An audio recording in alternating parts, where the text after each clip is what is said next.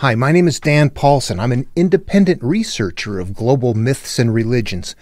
And you know what? I've got a hold of something that's kind of mind-boggling right now. For the last few years, I've been highly focused on Genesis, and I've cracked how they're creating a code in Genesis. Now, I've made this point on another video. You can talk to a Christian right now that'll tell you this, that it just happened the way it is. Okay, where does the Christian get the Bible? Where does the Torah come from? The Torah comes from the Jews 1,500 to 2,000 years before Christianity ever showed up on the scene. I meant to say Genesis there. The Torah itself, all 5 books, took many years to finalize. The Jews originated Genesis and they go, this is metaphor. Figure it out. Christians come along later and go, I can't figure it out. It really happened. You know what? We got to figure it out. Christians, you figure it out. It didn't happen. It isn't literal. It's metaphoric. And when we go through this video, I mean, hopefully some of that is going to be revealed as we try to interpret some things. We got some weird stuff going on really quick with Abraham, and Isaac and their wives. And I'm at a loss to explain those if we call them historical.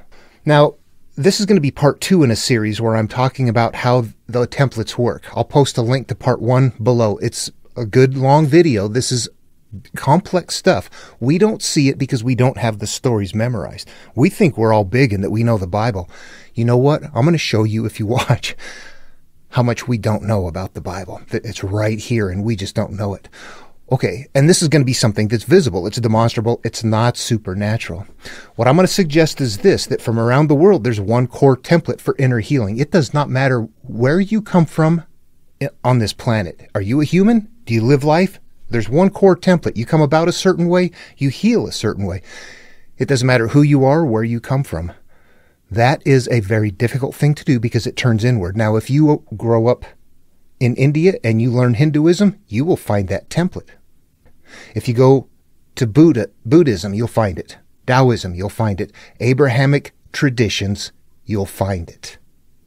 Abrahamic traditions, you'll find it. The carrying cases are the religious shells themselves that are for the local populations that are not turning inward, but they're hanging on to it. At any point in time, you turn inward, no matter where you are, you find this one inner path. That is what I am finding in Genesis and showing how it is there. Inside of the religious shell is something that is interactive. What I want to do is describe something here, though, that should help you with your own interpretation as you're moving along. You have to be kind of already on board with what I'm doing. So if this sounds strange, go to video 1. Does everybody know a book called The 4 Agreements by Don Miguel Ruiz? What this is Toltec wisdom. It's a small book. It's a very wonderful book. It's very kind of concise, but there's some things in here that I want to talk about because this is exactly the template that we're looking for. There's something that he says in the opening, just in the opening description right here. It says, Toltec knowledge arises from the same essential unity of truth as all the sacred esoteric traditions found around the world. So he knows that nested template is in there, and when he teaches, yeah, he does. You go straight to the teaching. He doesn't make it complicated. Okay, it's a common teaching. There's a common teaching. And what he starts right off in here is called the agreements. The agreements are what? The agreements are what we have decided upon in life. They're not the things that we consciously agree upon. They're the things that we have become as a result of our life experiences and how we're holding them. They're the experiences and the perceptions of those that continue to... It's who we become. We become a product of our life experiences and the way we judge those life experiences.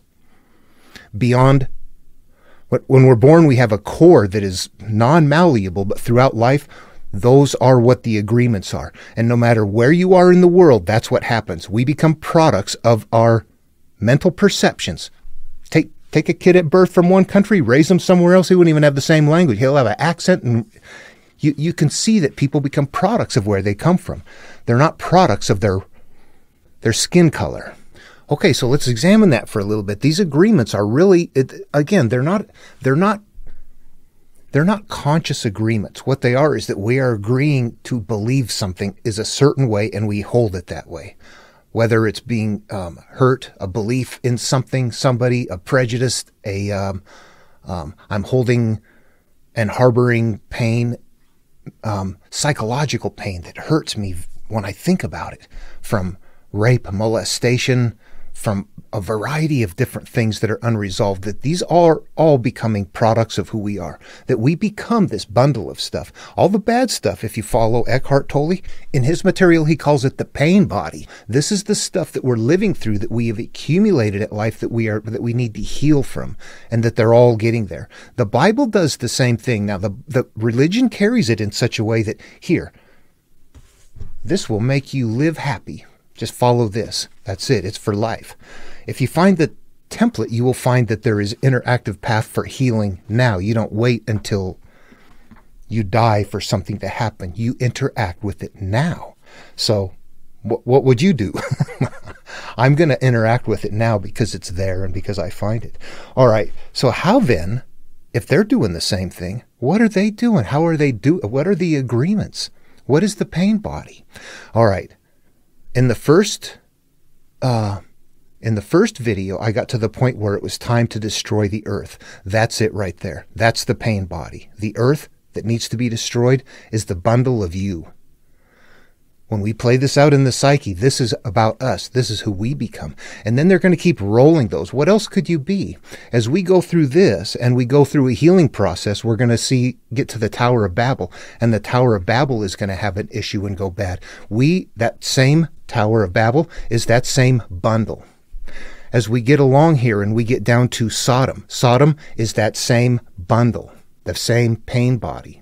They're using component parts there that are bad, that need to be destroyed. You go through the Bible, it's going to continue on in that way, in one style of showing that. You go to Joshua and Jericho. 7 priests, 7 times, we got our 3-7 grid there, but you're destroying a bad city. This is a metaphoric representation of my pain body, my inner self, my agreements, who and what I have become as a result of that I need to somehow stop living through, because it's screwing up my life. It's making me continue to live through the filtering of those perceptions right there. I need to take the mote out of my eye. And yes, Jesus teaches it too, when it's time to destroy the temple and rebuild it in 3 days. There's our 3-7 grid again. What you're doing is destroy Jericho in 7 days pure. There's numbering, there's things going on in here. If you're following that, it starts getting complicated. But the point here is that we're going through these. You will see that there's something that's gone bad. It's got to be destroyed. It could be the world. It could be a city. It could be something here or there along the way.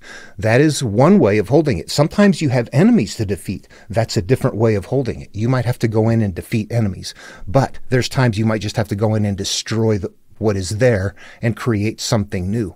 What that represents is you are changing your perceptions. You're healing. You're forgiving. You're going back, revisiting the memories that are painful and addressing them until you can see them in such a way that they are no longer stored in the same hurtful manner, period. That is what all of them are doing, and that is what that commonality is, and that is why it's so hard to see in here. But as we get through here, put yourself in the story that way. Those are always your pain body, your agreements, the bundle of things that you have become that you don't want to be, but you had no choice. That's the stuff we have to get for self-healing, and they're putting it in here in the most mystical of ways. All right, this is hypercritical. We have to define this term. It is really important to understand this one when we're interpreting. I'm going to use this throughout. We do when we're using Abrahamic material. Sin, the term sin. And we think sin is a violation of the 10 Commandments. Maybe a thing or two added on, depending on our own feelings. But, there's other things that those are all of the physical world. When we get to the template, sin is exactly one of those decisions. It's a choice that is made. Now, there's a lot of choices that are made. Some choices are okay. It's okay to have a conviction about things in life that are benign or that don't hurt. I love the taste of pie. Oh, yay, that's okay. That's not going to hurt me to hold that conviction. I love the taste of pie. If I hold a conviction, I hate this over here, that is also going to be a part of my life. That one will be hurtful. So those are what sins are. They are the choices we've made. They are the agreements that we have made. That is the sin. What is residing up here that acts out in a manner that creates conflict and some sort of derogatory life experience emotionally for me that I'm holding in my own head. That's the sin. That's the real sin. In the physical world, there's some sins. When you turn it inward, it's a lot more. Those are the things that we're hanging on to. That's a sin right there. So when I use the term sin throughout here, just go there. Are you a Buddha fan? If not, just listen to this. It's very short. The very first verse of a condensed teaching called the Dhammapada.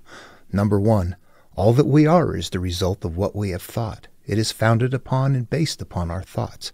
If a man thinks or acts, consciousness, thinks or acts with an evil thought, a sin, derogatory. Oh, I don't like this. Pain follows him. Like the wheel, cyclical, follows the hoof of the ox that draws the carriage. I am the ox drawing the carriage. That represents me in life, and pain following me based on what is in the hub, which is the thought that's there. It's the same teaching, but you have to turn it inward and strip off the analogs. What would be in the center of Buddha's hub that's coming after you? The evil thought is a sin. It is something that we're holding on to. It's a common core teaching. I have made the claim that this teaching in here, the core teaching, is incredibly, incredibly small and repetitive in the Bible. And it exactly is once you interpret it, but it's held in different ways.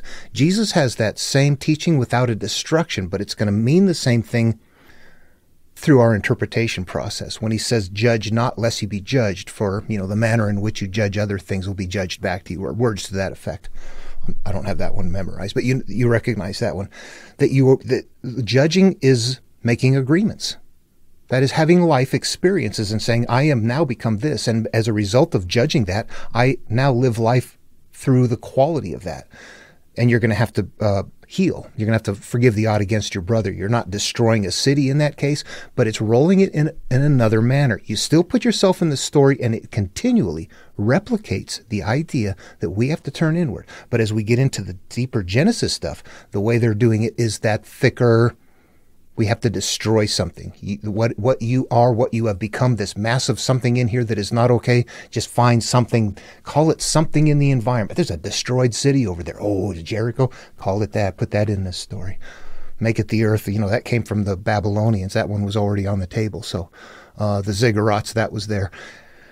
As we go through here, it's easy to make the story using element of your local culture and what there is and what's visible and what is going verbally word of mouth to the people that are hearing this story, and it's becoming theirs. And it's going word of mouth, and they're seeing the environment, and it fits. It all fits together. We look at it now and try to make it fit. It really doesn't. But it does if you realize that they're just making up the stories at the time.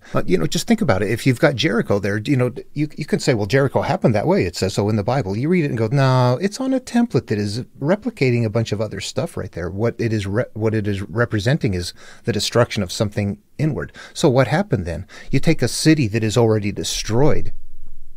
The story obviously came about after the city was sacked and destroyed for whatever reason and used as a part of the element. It was naturally there. People would carry that story. They could see it one generation away. Oh, there's God's work right there. They don't know that it's on a template unless you turn inward and go, oh, Jericho was already destroyed. That story is representing my earth, my world, my pain body, my agreements, my judgments, my whatever it is that needs all of it is representing the same thing. These are only mystical and incredibly diverse and broad when we're looking outward and not interpreting them. Once we interpret them, they become incredibly mentally simple. Interpreting is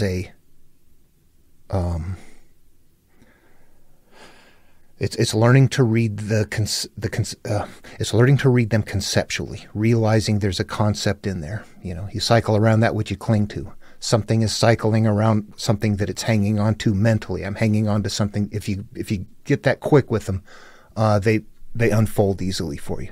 But that's how you read them. They become a part of you. Okay, on video 1, here's where we ended off. the wickedness of humans. So Noah was just going to be getting called. And this is how the story's going to start. You're going to end up finding somebody was righteous or somehow something, maintained a covenant. So that's how it starts in these, in Abrahamic material. So Noah was a righteous man. And it goes through a lot of detail here. This entire step, there's a lot in it. However, there is also an overview that we could look at. We don't have to go after the minutia. We could step back and look at a big picture and not worry about all the numbering grid and things like that. That takes a lot more to get into. So basically what we have here is this idea. My conscious choice to go back and change my life is Noah. All of the other parts, the people in this story, are also component parts of my psyche. They're parts of my mind. It all plays out in my mind. So Noah becomes my consciousness that is said, yep, I'm this stuff that I'm doing, that I'm carrying, that I'm hurt over, that I've been not resolving, I'm finished. I'm turning in now. I'm going to resolve it. Just then you became the called person. And in this case, you became Noah. And you get on the boat. You're going to, the way this story is that the flood, that pain body, it's destroyed. And then what I want to get to that's important is what happens on the other side. What we've just gone through here is a healing process.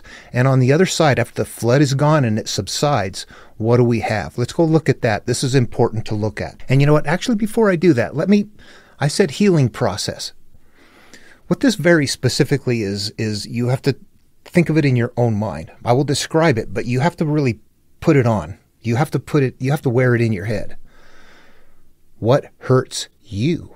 I use terms that somebody might think, man, I didn't have those things happen, but I got other stuff, who knows? It's what bothers you. It is what hurts you. It is what creates the conflict in your life, in your mind. And it could be different things for different people. And some people can have the same things and one person bothered by it and one isn't. So we have to know that it's a very individual process. It's very personal. So when I say a healing process, what that means is take a look at something in your mind that you're like, man, this just bothers me so bad. I wish it wasn't there. I can't talk about it. I can't, but it just burdens me. If you can, a healing process is resolving that to the point that you have now let go of it. That's a healing process right there. Something that has been mentally difficult is now resolved. And as a result, you're going to feel incredibly elevated for a short period of time because it's taking that weight off. Remember when you put it on, how heavy it felt. You finally get used to living that way. You take it off, you feel elevated, but you'll get used to living that way. We're going to see that happen right here. All right, again, we're just going to kind of do a brief overview of it. So we had our the ending of the flood. God makes a promise to Noah. God creates a covenant with Noah. And then Noah and his sons, here's what happens as they're ready to exit the ark. The sons of Noah who went out of the ark were Shem, Ham, and Japheth. Ham was the father of Canaan. These three were the sons of Noah, and from these the whole earth was peopled. Noah, a man of the soil, was the first to plant a vineyard. He drank some of the wine and became drunk, and he lay uncovered in his tent. And Ham, the father of Canaan, saw the nakedness of his father and told his two brothers outside. Then Shem and Japheth took a garment, laid it on both their shoulders, and walked backward and covered the nakedness of their father. Their faces were turned away, and they did not see their father's nakedness. When Noah awoke from his wine and knew what his youngest son had done to him, he said, "Cursed be Canaan, lowest of slaves shall be to his brothers." Okay, it goes on. We don't have to, again, we're going to stay out of the fine details here. Okay, from them all of the earth was peopled. On the other side, that means you've already purged yourself in between your consciousness and whatever you're harboring now. You've wiped out everything else, so you're starting over with a clean slate. So the sons and their daughters represent who you are now on the other side of the flood. And it's not all pure state. That's something that'll unfold it from the template. The template is going to repeat because it sounds like everything is pure. The flood just happened and it's pure. But what's going to happen is that there's going to be a continual decay. It isn't really pure.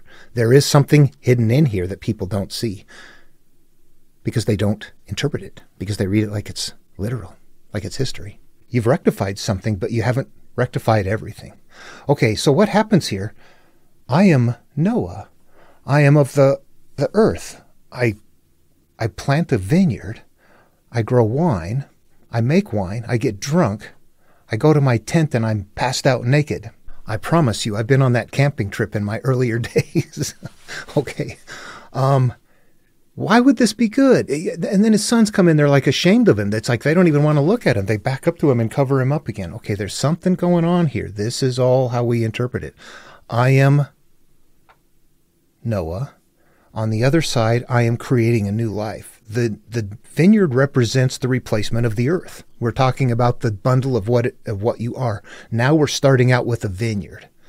A new vineyard, a fresh start in life. And from it I grow a new life experience, which is wine, which elevates my feelings. And I am naked, I am uncovered. In the same way that Adam and Eve were naked and uncovered in the Garden of Eden before first sin.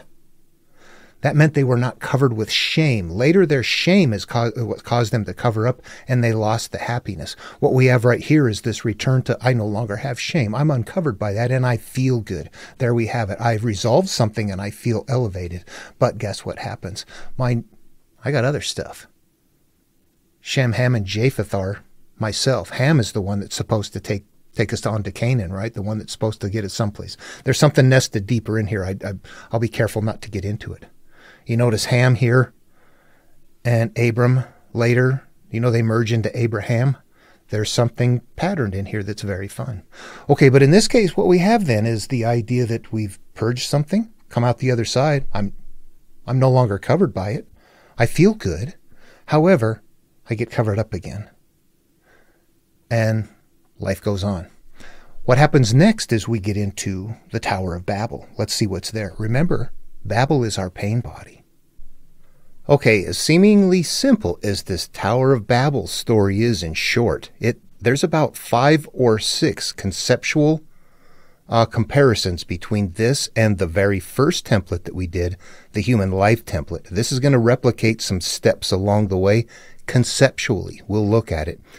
The chapter also has a lineage in here. This is where I'm going to do some of my own adjustments. So these were never a part of the Bible. These were added in the NRSV by just somebody who's breaking it up. And actually, what I'm trying to point out in here is that there are very specific steps that we don't recognize at first.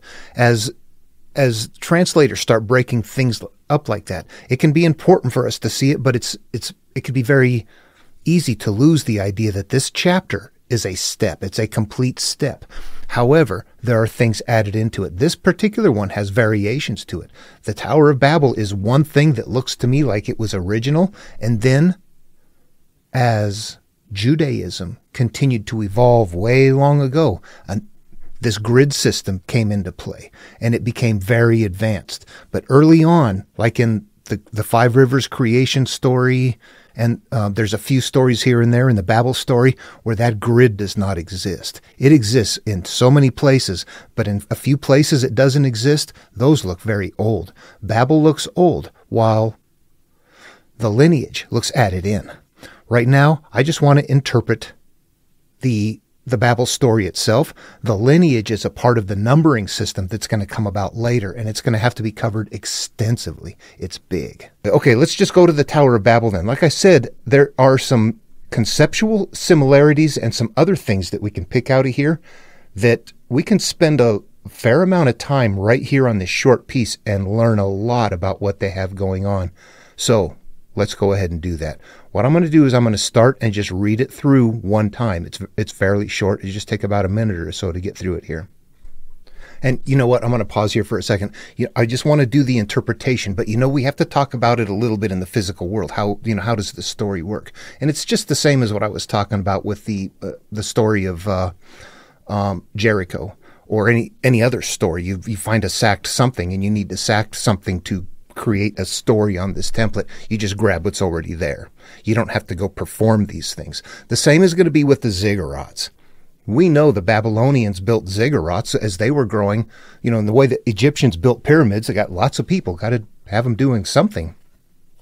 Same thing is happening. Population is emerging big time. They're building ziggurats and keeping people gainfully employed, doing something productive, and somehow that's going to help them live life in a productive way. But it's many years ago. They're gone now, and the remains are there. And what happens? You grab the story. You just grab something from your element. There's some collapsing ziggurats. Make up the story about the Tower of Babel and watch how you see it's on the template. The Tower of Babel. Now the whole earth had one language and the same words. And as they migrated from the east, they came upon a plain in the land of Shinar and settled there. And they said to one another, Come, let us make bricks and fire them thoroughly. And they had brick for stone and bitumen for mortar. Then they said, Come, let us build ourselves a city and a tower with its top in the heaven, and let us make a name for ourselves. Otherwise we shall be scattered abroad upon the face of the whole earth. And the Lord came down to see the city and the tower which mortals had built. And the Lord said, Look, they are one people, and they have all one language, and this is only the beginning of what they will do. Nothing that they propose to do will now be impossible for them. Come, let us go down and confuse their language there, so that they will not understand one another's speech. So the Lord scattered them abroad from there over the face of all the earth, and they left off building the city. Therefore it was called Babel, because there the Lord confused the language of all the earth, and from there the Lord scattered them abroad over the face of all the earth. Okay, again, this entire story is framed on a template that is going to emerge if we know how to read the conceptual parts of this. And when we do, we're going to see some things here that are replicating something, like I said, that's in the human life cycle. This is on a template as well. There's going to be a repeating template. It won't have every step all the time, but it's going to follow the sequence always the same way, because that is how humans come about in this sequence. The stories will remain on that sequence. Okay, let's go look at it again and apply some thought process to it. I am this, somehow. Now the whole earth had one language and the same words. I am the earth. That's my life experience. This is me starting out in life.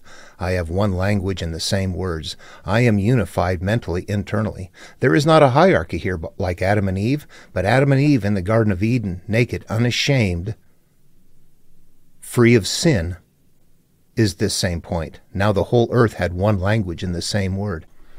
Let me stop and reiterate that. You get that right, that in the first story, conceptually, I am Adam and Eve, my consciousness and my inner self that has not yet experienced life. We're happy. I am happy. I am carefree. I am uncovered by any shame or experiences in life. I'm just happy and carefree. Now, that's the conceptual idea of the story. We move down here and we look and see something different. However, it is still conceptual and it works the same way. They're using different analogs, but you can see what they're doing in the background. The earth is my earth, my world, my experience. And in the beginning, I am unified. I am like Adam and Eve. I have not had first sin. And now I want to go and have life experiences, but I'm going from the east. They didn't put first sin in here, but they put that you're going off and you're going to go experience life anyway. And you're going from a pure place to a place of life to do that. It's weird that east is going to always be the same way in Abrahamic material. When they establish that up front, it will continue to be that way throughout the material. Okay, I want to point something out in this next line. And as they migrated from the east, they came upon a plain in the land of Shinar and settled there. As they migrated from the east. Let's go back and look at something in the first part of Genesis, right? In the human life template here. Let me get to the... there is a point where when God sends them away from the Garden of Eden, it says he drove out the humans, and at the east of the Garden of Eden, he placed a cherubim and a sword, flaming and turning to guard the way to the tree of life. Now, this is going to very mystically represent the idea that as we leave our happiness behind, it's being guarded. We can't get back to it. And the reason we can't get back to it, it's childhood bliss. We're never going to get back to our childhood bliss. We can't get back here. I want to be careful and say we are looking for inner peace, but we can't get to the childhood inner peace. Childhood inner peace occurred before we had life experience. Now we have life experience. We can't get to Eden. We have to get to Canaan. Canaan is a happy place, except that now we know what life is about. Cain murders Abel, and as he's sending him off at the end, and the Lord put a mark on Cain so that no one who came upon him would kill him. Then Cain went away from the presence of the Lord and settled in the land of Nod, east of Eden. East of Eden. East of Eden. Now we go back and look at this again. What do we have? And they migrated from the east. So we see a replication of that right there happening. This is conceptual in the background. East is carrying something important. It's us moving from a point of happiness and settling into our normal life. And they came upon the plain in the land of Shinar and settled there. This is us just settling into life. And then they said to one another, "Come, let us make bricks and fire them thoroughly." What did we do in the human life template? Okay, if you recall from the first, in the part 1 of this series, we've got our human life sequence for template. We've got point 7 here. We are children, happy and self-aware, uncovered by any hurtful life experiences. That's a point in time in our life. Now, if we go to the templates, or to the stories and look at them on the template, we would see that Adam and Eve would represent that in our mental hierarchy, naked and unashamed. We have no life experiences to hurt us yet. Also, if we get to Babylonia, or to the Babel story, my earth is inhabited by all inner qualities that are not in conflict. Everything is of one speech. You see the depth of the concepts, but if you can work them through, if you understand this is you and it fits in your mind, you can make that transition. You just learn how to do that. Those are the same point right in the beginning. The next two, we go off and we judge our qualities of perceived life and start to live life through those judged experiences. We see the real world and how it hurts. This would be the sin. We haven't really done that in the Babel story. We go off in life, learning and attaching to life. We do this in the Babel story next. We go off in life, learning and attaching to life. It is normal. It is how we learn about life from where we emerge. We connect to our experiences and we live through them. What does that look like in the Bible? Okay, back at Genesis, you can see that we're following that pattern here very closely. Well, we're right on that pattern, actually. The day 7 up here, naked, unashamed, everything was good to go. But they were naked and not ashamed. First sin and its punishment, we head out. But then what happens down here? There's a division that happens. Cain murders Abel. That doesn't happen in the Babel story. It does not show us becoming divided in a manner. It's going to show us becoming splintered, but not divided early on in a hierarchy of early self, later self. It's doing something different in the story. Babel is one unique story in the Bible, the only one like it. It's not complete, but it still follows this sequence. Okay, so what happens next, though, after they were sent east of Eden? We are there, right? So we've gone east of Eden, and in the Babel story, we have a migrated from the east. And then what happens next down here, the beginnings of civilization, one of the things that they have is Adab or Jabal. He was the ancestor of those who live in tents and have livestock. His brother's name was Jubal. He was the ancestor of all those who play the lyre and the pipe. So do you see that element right there that's kind of like a life job? Here's what we're going to do for a living. We're going to go get jobs and we're going to live life. Yep, that's what this is right here. This represents time going by and us just living life, attaching to life experiences. This is that point in time in our life. If we go to the Babel story, what do we see? So the part that would align with the ancestors of those who live in tents and have livestock, his brother's name was Jubal. He was the ancestor of those who play the lyre and the pipe. Now, as odd as this sounds, and they had brick for stone and bitumen for mortar. Come, let us make bricks and fire them thoroughly. Both of those represent just going off and getting your life experience at that time. These are very old. I want to make a comparison here between something else that's pretty visible. This one is kind of extreme. Enoch is mentioned as the one who was taken by God. You ever read the books of Enoch? You should. Somewhere in the New Testament, Paul references Enoch. Christians who say this is not authorized Do you read the Bible? Okay. This is chapter 8, near the beginning. It's very near the beginning, but it's a much bigger book this has some incredible things in it. But you have to interpret it. Now, as short as those other ones were, this one is large. And Azazel taught men to make swords and knives and shields and breastplates, and taught them about metals of the earth and the art of working them.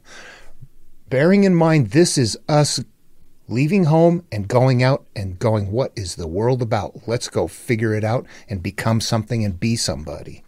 We're going to attach to the world and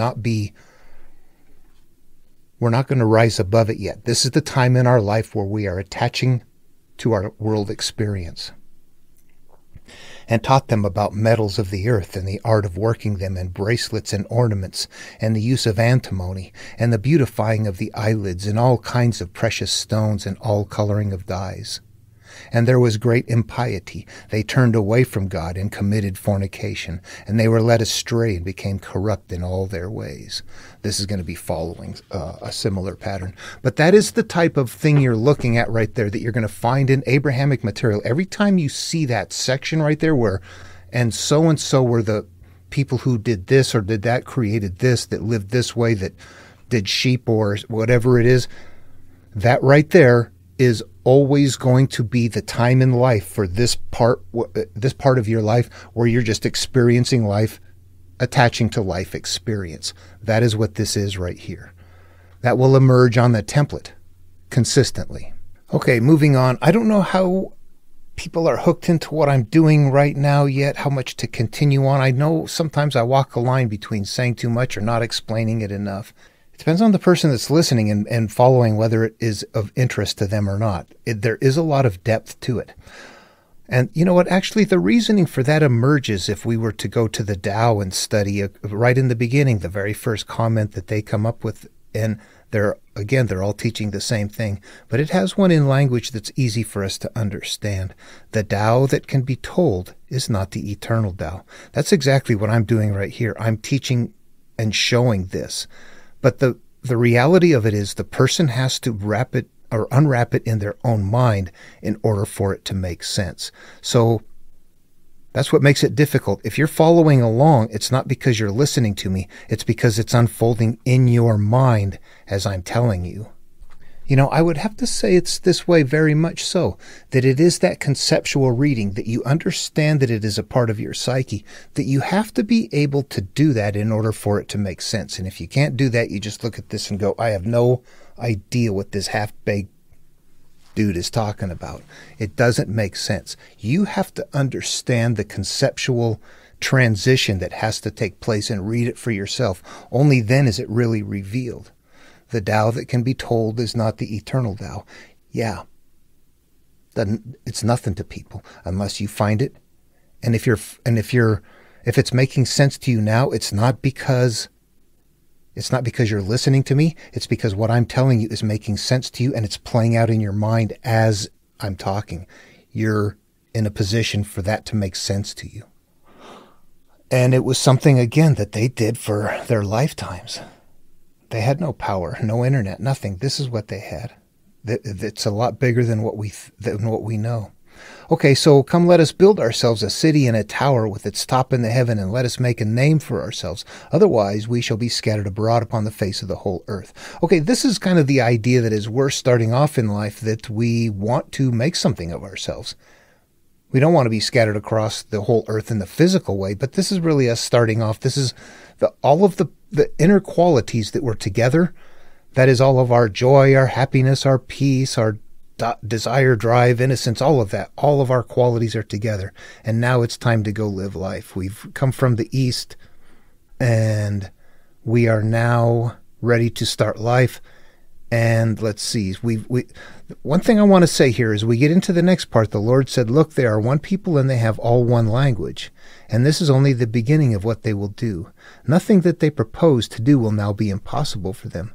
Come, let us go down and confuse their language. I want to talk about that for a second. There's a point where you look at that and go, if that was really true, what this meant is that there was peace on earth. And God came down and saw that the people were working together and functioning something to try and reach him. And what does he do? Is he says, damn that peace on earth. I'm going to spread things out so that they can't work together. What kind of sense does that make? None whatsoever. God should be saying, if it's true, look at it. Everybody's working together. You wonderful people. Nope. Okay, so quite honestly, if you think of all of the best reasons why that would be there, if you're not treating it literally, but you're treating it as if it's a mystery, then you would look at that and say, what is the reason for that story? Why would God scatter like that? And the only thing you can come up with is that at that point in time back then, if you can get into their shoes and drop all of our modern biases and all of our awareness and get to where they are, and we're trying to believe that this is true, then you would look around. If you looked around and said the flood just happened and we came from one place, how come everybody looks different and sounds different? Right here, this explains it. This tells the person that believes it's factual why everybody, it circumvents our evolutionary and regional differences. Nevertheless, and I want everybody to be as astounded as I am at this, whoever in the background is creating, saving, using these stories is very, very cognizant of remaining tightly on that pattern. There's something behind there for us. It's not an accident. I'm not looking at anything different. I'm just looking at it in a different way. We all have this.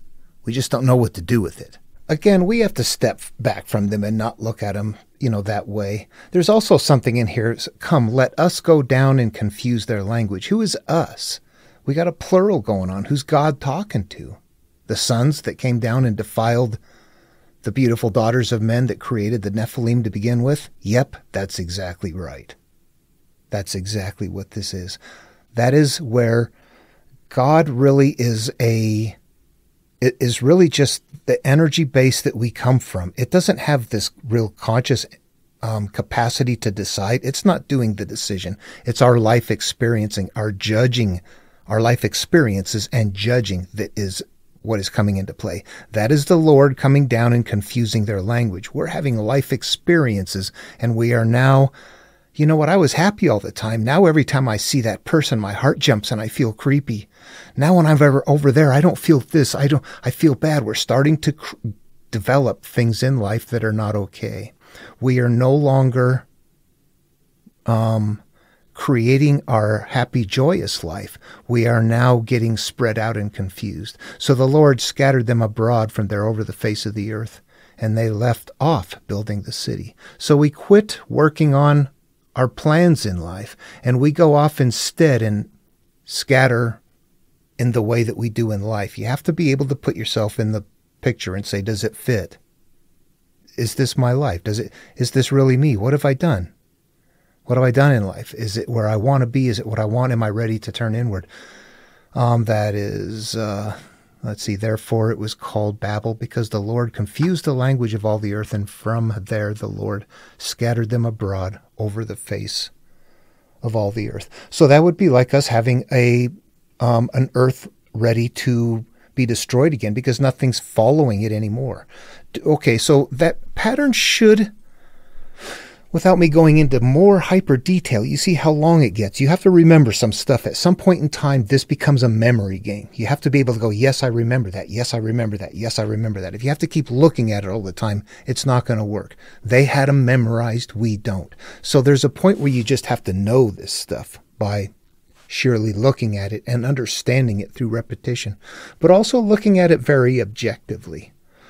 Do you see the pattern there? We start out empty. We come from the east. We start off life by having things that we're doing to create our life experience. And at some point in time, that goes bad, and we stop building our life experience and we live a scattered life. Adam and Eve start off naked in the Garden of Eden. There's a division that happens in there. There's a first sin and a cyclical pain that's nested in there that's a lot bigger than this. Look at how short the Babel story is. So it's missing a lot of elements. Its purpose on the Carrier show is to explain ziggurats in this transition and what's going on in the history of people. And those numbers that are there, though, that are analogs, they become something different. It's a deeper part of it. So, yeah, I got to stay out of those waters right now. What I want to do is now, I think I'm not going to finish up what I want to do with Abraham, and Isaac in this video, but I want to do a setup on them to begin with. Let's do that right now. Let's talk about what happens if you try to read this like a Christian without interpreting it. Okay, Abram and Sarai in Egypt. This is right at the end of chapter 12, and here is what we have. God had put Abram and Sarai into Canaan, and there was a famine there. So, now there was a famine in the land. So Abram went down to Egypt to reside there as an alien, for the famine was severe in the land. When he was about to enter Egypt, he said to his wife Sarai, I know that you are a woman that is beautiful in appearance, and when the Egyptians see you, they will say, well, that's his wife. Then they will kill me, but they will let you live. Say that you are my sister, so that it may go well with me because of you, and that my life may be spared on your account. When Abram entered Egypt, the Egyptians saw that the woman was very beautiful. When the officials of Pharaoh saw her, they praised her to Pharaoh, and the woman was taken into Pharaoh's house, and for her sake he dealt well with Abram, and he had sheep, oxen, male donkeys, male and female slaves, female donkeys, and camels. So Pharaoh just gave Abram a pile of stuff to go off in life with for his sister, who was really his wife. But the Lord afflicted Pharaoh and his house with great plagues because of Sarai, Abram's wife. So Pharaoh called Abram and said, What is this you have done to me? Why did you not tell me that she was your wife? Why did you say she's my sister so that I took her for my wife? Now here, this is your wife, take her and be gone. And Pharaoh gave his men orders concerning him, and they set him on the way with his wife and all that he had. This is one of those, honestly, where you can go find videos on people trying to explain this piece right here. And I have had discussions with people on this one that just, it actually, I don't know how to describe it. It sounds like you're talking with somebody that's trying to justify some sort of perverted behavior to me. I look at this and go, I don't see the good in that. God just created the universe and man according to you and life and put him in Canaan, couldn't even give him food. Now, if I'm to read this story literally and put myself in it, that what I am to think is that this individual, Abram, has a beautiful wife, but he's so scared that he's willing to give her up physically to save his own life. He will give, here, have my wife. Just let me be safe. Do you like the sounds of that? I don't. I do not. Then you get slaves and animals in return, and Pharaoh doesn't know. He's been lied to. You lied to Pharaoh to get it to begin with. And then Pharaoh, when he finds out, is mad at you and tells you, get out of here. Pharaoh's the good guy. You look at the story and go, you cannot unwrap that if you think it through. Seriously. God has the capacity to send plagues to Pharaoh to teach him a lesson when he's been lied to, but couldn't put crops in Canaan when he put his first call there. How does that make any kind of sense? I myself put myself in a different thinking position. If I today was aware of somebody down the street that was doing that there's a man and a wife, and that the man, out of fear, is allowing somebody else out there who doesn't know that he's married, who thinks it's his sister, to sleep with his wife, and in the meantime he's getting, like motorcycle parts or something in return. I don't know. Would I go, oh, that's a cool thing. I'm going to find some way to justify that behavior. The poor guy, he's just scared. That just shows that humans are fallible. Would I do that? Would you do that? We would not. Why would we here? Okay. Let's see why we need to interpret it. What happens when he's Abraham and his offspring, Isaac? Okay, here we have Abraham.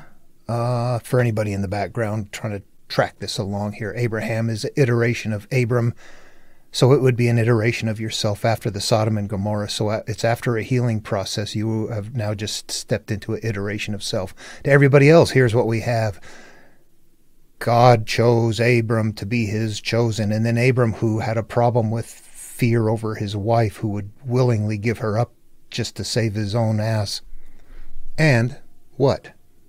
After Pharaoh did the deed, he was happy to give him animals and slaves in return, and then send her, after knowing that they lied, him and the animals and slaves that he had given them, all of it, send them on their way. Here's what happens in chapter 20. From there, Abraham journeyed toward the region of the Negeb and settled between Kadesh and Shur. While residing in Gerar as an alien, Abraham said of his wife Sarah, "She is my sister." And King Abimelech of Gerar sent and took Sarah. But God came to Abimelech in a dream by night and said to him, "You are about to die because of the woman whom you have taken, for she is a married woman." Now Abimelech had not approached her. That's critical. So he said, "Lord, will you destroy an innocent people? Did he not himself say to me, 'She is my sister,' and she herself said, 'He's my brother'? I did this in the integrity of my heart and the innocence of my hands." Then God said to him in the dream, "Yes, I know that you did this in the integrity of your heart. Furthermore, it was I who kept you from sinning against me. Therefore I did not let you touch her. Now then, return the man's wife, for he is a prophet, and he will pray for you, and you shall live. But if you do not restore her, know that you shall surely die, you and all that are yours." So he rose early in the morning and called all his servants and told them all these things, and the men were very much afraid. Then Abimelech called Abram and said to him, "What have you done to us? How have I sinned against you that you brought such a great guilt on me and my kingdom? You have done things to me that ought not to be done." And Abimelech said to Abraham, "What were you thinking that you did this thing?" Abraham said, "I did it because I surely thought there is no fear of God in this place, and they will kill me because of my wife. Besides, she is indeed my sister, the daughter of my father, but not the daughter of my mother, and she became my wife. And when God caused me to wander from my father's house, I said to her, 'This is the kindness you must do to me at every place to which we come. Say of me, he is my brother.' Then Abimelech took sheep and oxen and male and female slaves and gave them to Abraham and restored his wife Sarah to him." Okay, just briefly before we look at Isaac, the last one, is that this is still the same person. He's been renamed. If you were looking at it on the template, this is an iteration of ourself. But that what we saw right here, if it is not interpreted and you're treating it as something that is real, is that Abram, and later on as he was Abraham with the same wife, Sarai and then Sarah, still had that fear and was willing to just give her right up. In the first case, he gave her up. In the second place, there was an intervention that happened before the marriage was consummated. However, Abraham still got stuff for her and was sent away. There's something that's kind of strange. There's a pattern going on there, but there's a slight variation in that pattern. Now, let's go look at Isaac. Okay, to read the story literally, we have Abraham and Sarah have a son named Isaac, and Isaac gets married. But here I'm just going to jump into this part of the story. Now there was a famine in the land, besides the former famine that had occurred in the days of Abraham. And Isaac went to Gerar, to King Abimelech of the Philistines. The Lord appeared to Isaac and said, "Do not go down to Egypt. Settle in the land that I will show you. Reside in this land as an alien, and I will be with you and bless you. For to you and your descendants I will give all these lands, and I will fulfill the oath that I swore to your father Abraham. I will make your offspring as numerous as the stars of heaven, and will give to your offspring all these lands, and all the nations of the earth shall gain blessing for themselves through your offspring, because Abraham obeyed my voice and kept my charge, my commandments, my statutes, and my laws." So Isaac settled in Gerar. When the men of the place asked him about his wife, he said, "Oh, she's my sister." For he was afraid to say, "My wife," thinking, or else the men of the place might kill me for the sake of Rebekah, because she is attractive in appearance. When Isaac had been there a long time, King Abimelech of the Philistines looked out of a window and saw him fondling his wife Rebekah. So Abimelech called for Isaac and said, "Well, so she's your wife?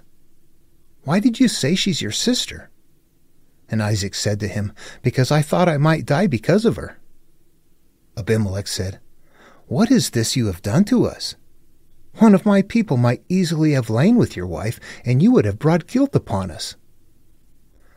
So Abimelech warned all the people, saying, "Whoever touches this man or his wife shall be put to death." Isaac sowed seed in that land, and in the same year reaped 100-fold. The Lord blessed him, and the man became rich. He prospered more and more until he became very wealthy. Okay, I'm going to stop reading it right there. What I want to suggest right there is if you look at those literally, there's a number of things you can take away from it. But one of the things you would have to say is somehow in that line of people, there is this propensity to have a beautiful wife and fear your life over her, and so being willing to give her away.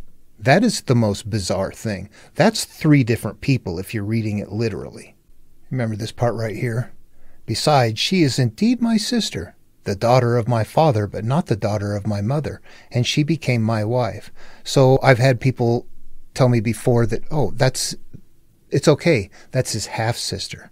His wife is his half-sister, so it is okay for that to happen. And you're like, we live in different worlds.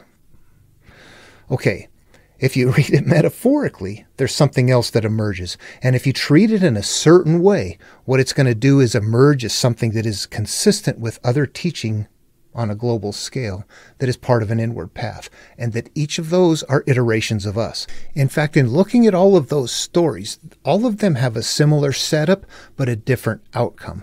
There is something that is sequencing in the background in those that you don't see it by reading the stories literally. You only see it by reading them conceptually. They're all starting the same way and ending a different way. What is that about? That's what we're looking for. You read it literally, you don't figure out what's there. Okay, actually, before I start the deep dive into the interpretation of the Abraham, Sarah, that whole sequence, it's much bigger than that. There's things that are happening in between there that create the changes that we see along the way. But you have to read those and understand them, that it's going to be treated in the exact same way we've been treating everything, that Abram is going to be your consciousness, and Sarai, Sarah, Rebecca are all iterations of our inner self along the way. This is going to be a healing sequence that we go through as that's nested. Well, no, it isn't nested in there. It is the template framework. The story is built on the template. The template is not put inside the story. The story is made from the template. That's the only way it stays on sequence. Okay, what I'm doing now is we're revealing the template that is visible. This one doesn't even disappear into the background. When you read it conceptually, you go, okay, I get it. I am iterations. Those are iterations of me, and they all represent me, and it plays out in my psyche. And life rolls along. And that's how they've got the story made. It's their media, among other things. It's guidance. It's a lot of stuff. There's a lot packed in here. But the template is the basic core. There is a way in here that we can start looking and double-checking our work. Do you want to see how that works? This is going to go off the deep end here. I'm going to go advanced, and I'm not going to explain a lot. I'll post a link to a video below about the 7-3 grid, but that's what we're going to work with right here. I'm going to pop up a group of numbers that start. The 7-3 grid starts with Adam and Eve, naked, unashamed in the Garden of Eden, a pure state of self. Adam, Eve, day 7, which is said 3 times. We got cause and effect, we got 7, we got 3, we got conscious and subconscious, pure state, before life experience, before first sin. All of those right there. And then from that group of numbers right there, from the 7 and the 3, those begin a sequence of pointing to other numbers. it's almost as if they're using that as a coded message that these numbers are going out and grabbing other numbers and coming back and pulling them in, and it's gradually growing a larger analog pile. And it's doing that. I'm going to get into that in a different video. This is where it gets really complicated. The numbering, the dating sequences, the lineages, all of that. There's a way to interpret them, but we have to use the computer to do it. I'll do that. Right now, what I want to do is show you just a little bit of that right now. I'm going to pull up the list that we've used before, the group of numbers. Okay, this comes from a previous video, but this is the collection that we have. I've got Adam and Eve are naked, unashamed in the Garden of Eden before first sin. That's when 7 is said 3 times, parallel to that in the other creation myth. There's 2 creation myths side by side. This starts the Abrahamic 7-3 grid. Then they go out and start pointing to other things. But basically what we have here, you see we've collected, this is not even a complete list. This is an early list. But we've got a 40, a 15, 30, 20, 12, 10, 5, 90, 60, 2, 9, 70, 17, 8. 8 is going to be... yeah, something different. Okay, let's stop for a second and talk about what is really happening right here. There is a human life sequence, and Adam and Eve, that's us right there. That's the one we're following right now. That's the one that is not hidden. That's the pathway where we go on. First sin represents the idea that we now go on and begin to experience life. We leave the Garden of Eden behind. We leave that childhood happiness behind. We go off and we become divided. We begin to have cyclical pain. We live attaching to life experience, not knowing that that's what we're doing. And at some point in time, things get so bad that where our mind is in turmoil and we want to resolve it. So that's the pattern that we're following continuously right there. However, what's the numbering system doing? The numbering system is shoring it up. It's doing a couple of things. Number one, it's helping carry the pattern, but number two, it's also verifying the pattern. So if Eve and 7 exist right here, we see that we would put them all in the same pile, right? Eve represents your inner self that has not yet had any experiences, also represented by 7 or by 3 or all of these other numbers down here. And take a look at them. If we go to the book of Genesis, and I've got the King James version right here that I'm using, you got to be careful which ones you're searching for. A lot of more recent translations have got modifications in there that make this impossible. They're losing the code. You have to go as far upstream as you can. I'm using an old King James version that is pretty strange. Anyway, okay, I'm just going to do something interesting here. Sarai is what I say I'm going to become next. Sarai would be my inner self if I'm starting on a journey. And Sarai is said 17 times, and we just saw 17 on our list. Is that a coincidence?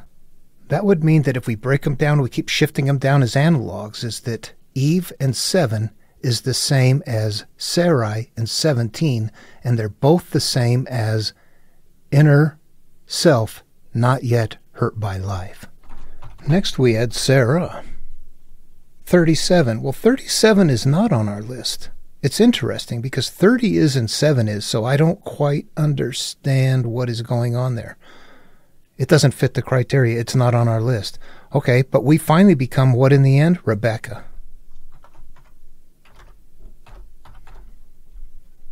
And Rebecca is said 30 times. 30 is on our list.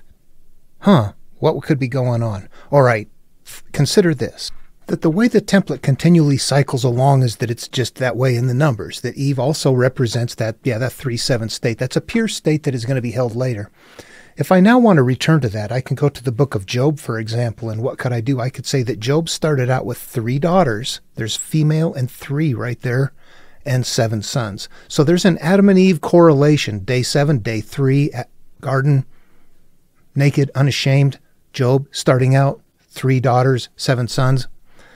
We're going to see that continue all through Abrahamic material. These numbers are building to be a certain something that way.